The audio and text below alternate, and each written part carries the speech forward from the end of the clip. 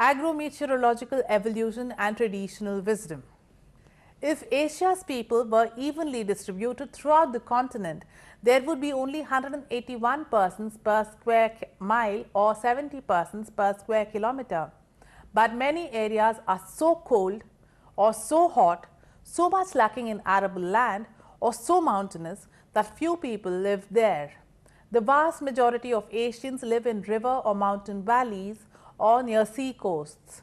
The Indo-Gangetic fertile plains that span from the eastern banks of the Indus River system in Pakistan to the Gangetic Delta in Bangladesh, spreading across the North Indian fertile plains, accounts for the densest population in the subcontinent. The Yangtze-Kiang and the Honghe river basins in China are also very thickly populated. There, they can farm, fish or trade for a living. Thus, we see the development of a population in favorable agroclimatic or agrometeorological conditions. Traditional best practices of livelihood and culture, customs, languages, festivals were all developed in sync with agrometeorological conditions. For example, people living in isolated island regions of the tropical belt in Asia developed the skill of harpoon fishing. The people of Andaman Nicobar Islands and many other islanders in the tropical belt as well as the Arctic belt of Asia practice harpoon fishing. Harpoon fishing is ideally suited for choppy seas in island states laced by rocky outcrops where boating is very strenuous. Harpoon fishing in shallow waters is the logical evolution is found to be remarkably efficient. Another example is the development of cuisine in synchronicity with the food resources available. Island states of South and Southeast Asia have evolved irresistibly yummy recipes made of yams, coconut products, fish, rice, etc. Logically then, the overindulgence of locally available resources, whether in food, clothing, shelter or customs and traditions, were equated with higher economic status. The people in these areas designed and wove comfort fabrics that could assist them more than annoy them in their economic activities. Such livelihood-friendly clothing was again synchronous to the resources that were locally available. The fabric dimensions became minimalistic, inversely proportional to the humidity. For example, the tribes of the Andaman and Nicobar Islands find clothing cumbersome in the humid and steamy islands, and they have cultural sanction for nudity. Similar was the case with food.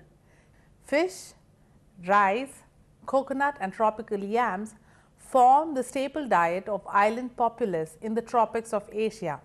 People in the Siberian Peninsula or in Mongolia consume red meat and plant wines for the staple food. Examples for such climate and livelihood friendly fabrics include animal skins in the Arctic and Siberian stretches, cottons and jutes in the tropics. Another gastronomical wisdom has to do with balancing nutrition. People in Andhra Pradesh in India, for instance, use a lot of red chilies or red peppers in their cuisine. That is partly because green peppers do not grow sustainably in the hot, arid areas of Andhra Pradesh. To balance the spicy after effects of red chili based preparations, the people of Andhra Pradesh have evolved the habit of eating 2 small bananas and a helping of yogurt at the end of their meal. Similarly, people in France and Italy utilize their surplus milk produce to make milk products like cheese, which is often an indispensable ingredient in Italian cuisine. To offset the fatty after effects of cheese, the Italians have inculcated the habit of adding garlic in their sauces, and also they insist on moderate consumption of white wine, which neutralizes the fat accumulation because of cheese consumption.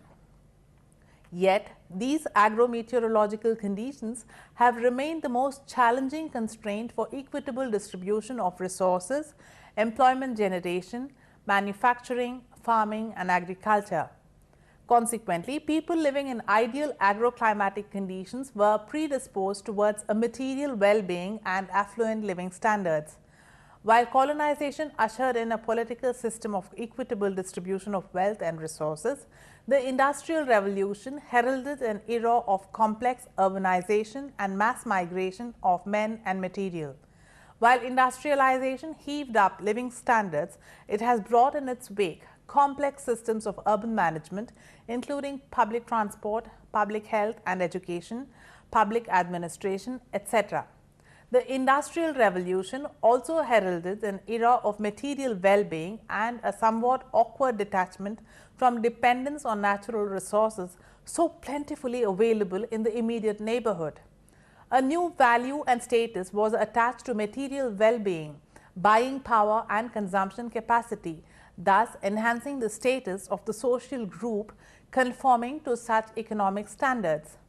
In China, vast land resources with equally vast diversity of mineral deposits has meant that mining is a significant sector of the economy.